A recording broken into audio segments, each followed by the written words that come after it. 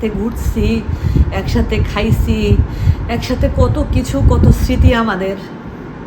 আসসালামু আলাইকুম, কেমন আছেন সবাই? আমরা আলহামদুলিল্লাহ, আল্লাহর রহমতে, আল্লাহ যেভাবে যখন যেমন রেখেছেন আমরা আলহামদুলিল্লাহ ভালো আছি। আর কিভাবে আমি আসলে ব্লগটা শুরু করব, ব্লগ ঠিক না, হয়তো বা মনের কিছু কথা আপনাদের সাথে শেয়ার করা। তো এটা আমি কিভাবে শেয়ার করব আমি ঠিক বুঝতে পারছি না। মালয়েশিয়ায় আজকে 10 বছর পার হয়ে গেছে আমার। আমি 2016-তে ফেব্রুয়ারিতে এসেছিলাম। ফেব্রুয়ারির 11 তারিখে আমি মালয়েশিয়ায় এসেছিলাম 2016 সালে আমার 1.5 বছরের ছেলেটাকে সাথে নিয়ে। তো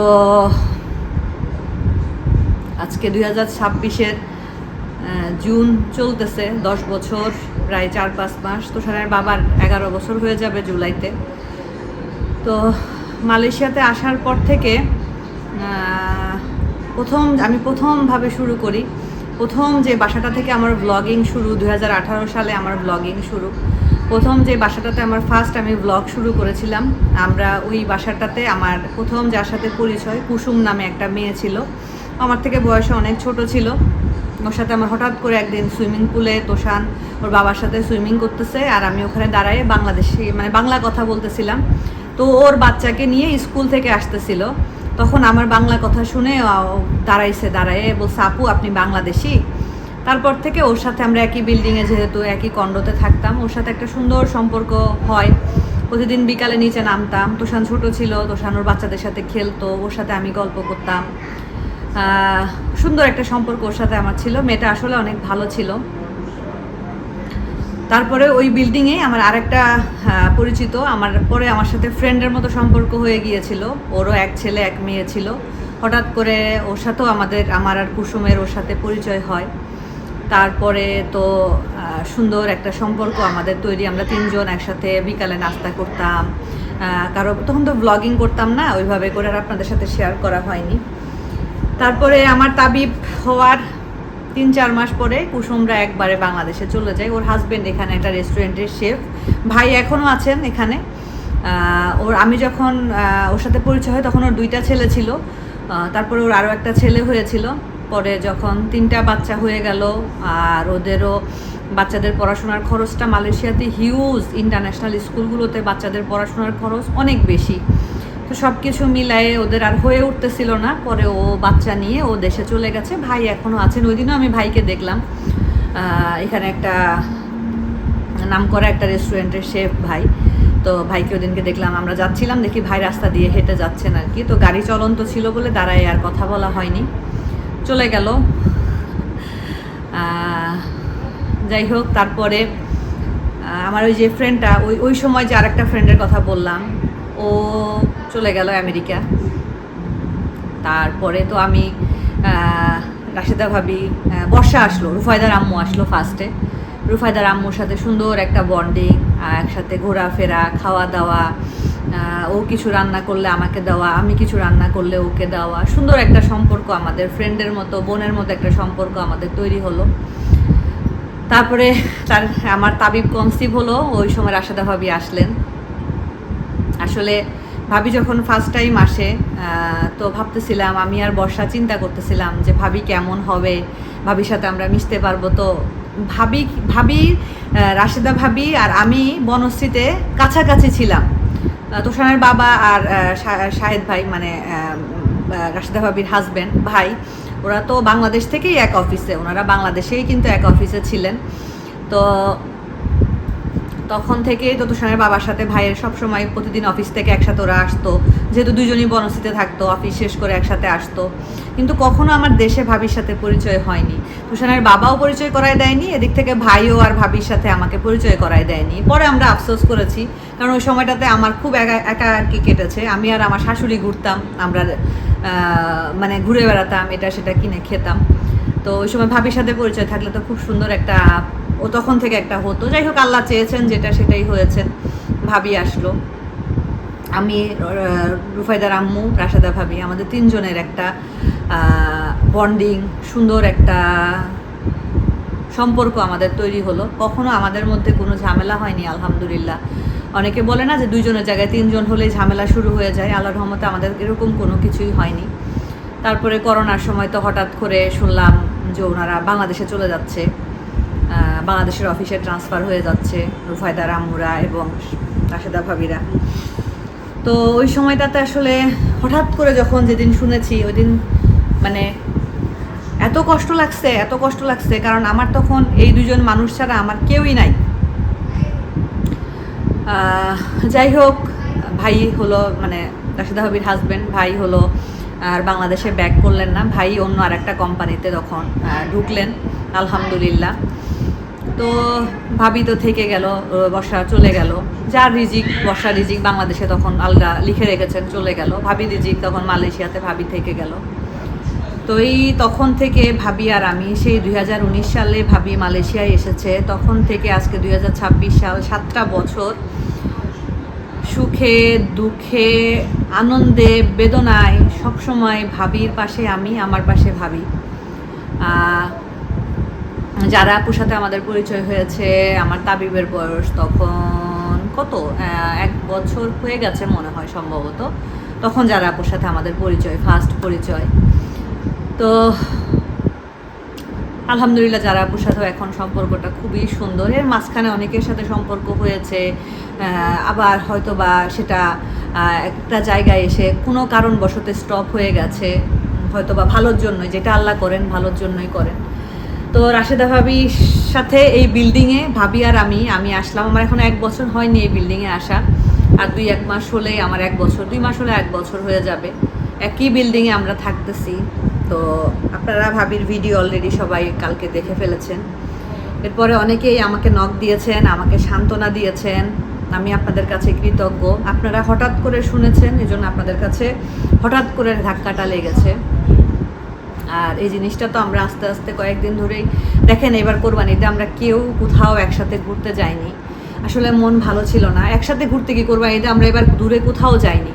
নর্মালি 2টা ঈদে আপনারা খেয়াল করে দেখবেন আমি যারা পুরা সাদা ভাবি, আমরা কোথাও না কোথাও 2 দিনের জন্য হলেও আমরা যাই, একটা এয়ারবিএনবি বাসা ভাড়া নেই, রান্নাবান্না করি, খাওয়া দাওয়া করি, ঘোরাফেরা করি। এবার আমাদের কারোর মনে শান্তি নাই, এজন্য আমরা কেউ কোথাও যাইনি। তারপরে আমি মাঝখানে অনেকদিন ব্লগ দেইনি। আমি আসলে মেন কারণ ছিল আমি নিজেকে অনেক এতদিন ধরে আমি একটা আশায় ছিলাম, আমরা সবাই একটা আশায় ছিলাম যে না আল্লাহ অবশ্যই একটা না একটা কিছু হয়ে যাবে, ভাবিরা এখানে থেকে যাবে। তো এখন যেহেতু সময় খুব কম, তো ওই আশাটাও আস্তে আস্তে বলে না মানুষের ক্ষীণ হয়ে আসে, তো ওরকম আর কি। কিন্তু আল্লাহর উপরে তো আমাদের কারো হাত নাই, আল্লাহ উত্তম পরিকল্পনাকারী, আল্লাহ কি লিখে রেখেছেন, কার জন্য কোনটা ভালো আল্লাহ ছাড়া কেউ জানে না। বাট এই মানুষটা আমার লাইফের অনেকটা জায়গা জুড়ে আছে। এই মানুষটা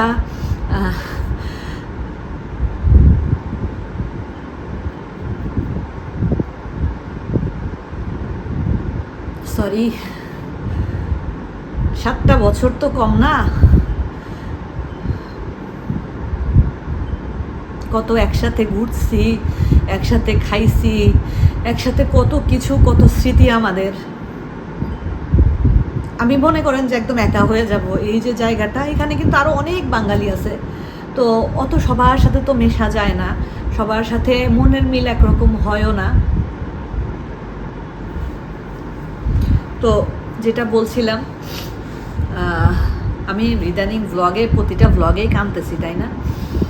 তো আমাকে যারা আমার জন্য চিন্তা করেছেন, যারা ভেবেছেন আপু কেমনে কি করতেছে, আমি আসলে অনেক শক্ত হয়ে গেছি। আম্মু চলে যাওয়ার পর থেকে অনেক শক্ত হয়ে গেছি। বিশেষ করে আম্মু যখন চলে যায়, এই মানুষটা 7টা দিন তার সংসার সব কিছু ফেলে আমার কাছে ছিল। সে যেমন বলে না যে তার জন্য আমি অনেক কিছু, তার জন্য আমি অনেক করেছি, আমি জানি না আমি তার জন্য কি করতে পেরেছি, আমি কিছুই করি নাই, আল্লাহ হয়তো বা উসিলা হয়ে করাইছে। বাট এই মানুষটা সুখে দুঃখে সবসময় আমার পাশে।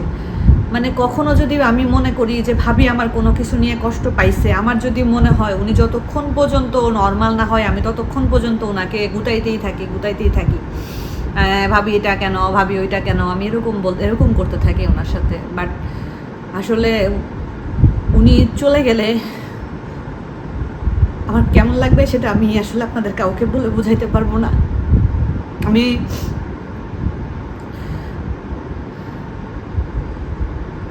ওনার সামনে গেলে আমি আসলে ওনার চোখের দিকে তাকাইতে পারি না। কালকে উনি যে ভিডিওটা দিছে, আমি ভিডিওটা আমার দেখার সাহস হয়নি কালকে দেওয়ার সাথে সাথেই। রাত্রেবেলা আমার ভাবি ফোন দিছে, ভাবিকে আমি বলছি, কিন্তু ভাবি অতটা বুঝতে পারে নাই। ভাবি ভাবছে যে হয় এমনি হয়তো বা বলতেছি, বা নাও হইতে পারে। তো রাত্রে ভাবি ফোন দিয়ে বলছে তুই কেমনে থাকবি, ভাবির ফার্স্ট কথাটাই হলো তুই কেমনে থাকবি। আমি বললাম জানি না ভাবি, আল্লাহ আমাকে ইনশাআল্লাহ শক্তি দিয়ে দিবে সহ্য করার। মায়া অনেক খারাপ জিনিস জানেন, মায়া খুবই খারাপ জিনিস। কারো প্রতি অনেক বেশি মায়া হলে সেই মায়াটা কাটানো খুব কষ্টের।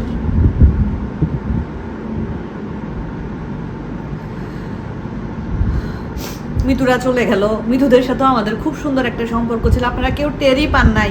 মিতুরা যাওয়ার আগে 3টা মাস ওরা দুইজন আমার বাসায় ছিল, আমার এই বাসাটা না আমার ওই বাসাটাতে 3টা মাস আমাদের সাথে একসাথে ছিল।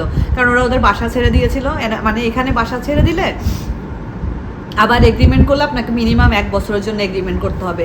তো ওরা বলতেছিল আমরা একটা এয়ারবিএনবি ভাড়া করে থেকে যাই। আমি বলছি না, তোমরা কেন এয়ারবিএনবি ভাড়া করবো, আমার এত বড় বাসা আলহামদুলিল্লাহ, আমার একটা বেডরুম পরেই থাকে, কোনো সমস্যা নেই, তোমরা আমাদের এখানে আমার কাছে থাকো। 3 মাস আমার কাছে মিতুরা ছিল। তো ওরা যখন চলে যায় বিশ্বাস করবেন মানে এত খারাপ লাগছিল, মনে হচ্ছিল আমার ছোট ভাই বোন চলে যাচ্ছে, আমার কাছে এরকম লাগতেছিল। মানে আমি কয়দিন খুব ট্রমার মধ্যে ছিলাম, বাট আপনাদেরকে বুঝতে দেয়নি, কারণ সব কিছু সবসময় ক্যামেরাতে আনা সম্ভব না। তো ভাবিরটাও অনেক দিন ধরে চলতেছে, ভাবির সাথে হঠাৎ হঠাৎ ভাবি কান্না করে দেয়, কথা বলতে গেলে আমি কান্না করে দেই। তো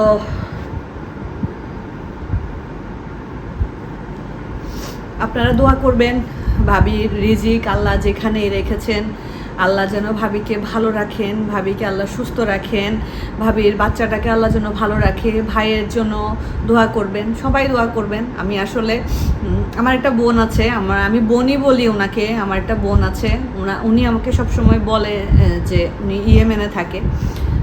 তো ভাবিকে খুব পছন্দ করে, সব সময় ভাবির জন্য দোয়া করে, ভাবির খোঁজ খবর নেয়। তো উনি আমাকে আসলে সব সময় সান্ত্বনা দিয়েছে, উনি জানে, ওনাকে আমি অনেক আগেই বলেছি। ওনাকে আমি সবার আগে আমি ওনার সাথে শেয়ার করেছিলাম, কারণ উনি ভাবির খোঁজ খবর নিত। তো আমি ওনার সাথে শেয়ার করেছি, এবং উনি আল্লাহর ঘরে গিয়েও ভাবির জন্য দোয়া করেছেন। আলহামদুলিল্লাহ আলহামদুলিল্লাহ আলহামদুলিল্লাহ। এখন আল্লাহ যেটা উত্তম মনে করবেন আমার জন্য, কালকে আমিও চলে যেতে পারি। আসলে মালয়েশিয়াতে এরকমই, মালয়েশিয়াতে কোনো সার্টেনিটি নেই। মালয়েশিয়া সরকার আপনাকে পিআর দিবে না, আপনি যত বছর থাকেন এদেশে আপনি ট্যাক্স দিবেন, প্রতি মাসে মোটা একটা অঙ্কের ট্যাক্স আমাদেরকে দিতে হয়, হিউজ পরিমাণের একটা ট্যাক্স আমরা দেই। বাচ্চাদের পড়ালেখার যে আমাদের হিউজ একটা খরচ, বিশ্বাস করেন যা ইনকাম সবই এইসবের পিছনেই চলে যায়। তো তারপরেও শান্তি কি, আমরা একটা সুন্দর পরিবেশে বাচ্চাগুলোকে মানুষ করতে পারতেছি, একটা ভালো পরিবেশে আছি, এটাই শান্তি।